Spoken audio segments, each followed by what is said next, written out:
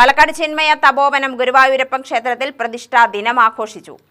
ക്ഷേത്രത്തിൽ നടന്ന സമൂഹ കോടി അർച്ചന സമാപിച്ചിരുന്നു. കഴിഞ്ഞ ദിവസം പഞ്ചവാദ്യത്തിന്റെ അകമ്പടിയോടെ സഹസ്ര കലശാഭിഷേകം ആരംഭിച്ചു. ഉച്ചപൂജ, ഭക്തഭോജനം എന്നിവയുണ്ടായിരുന്നു. വൈകിട്ട് ഭജന, നിറമാല, കൃഷ്ണനാട്ടം എന്നിവയും നടന്നു.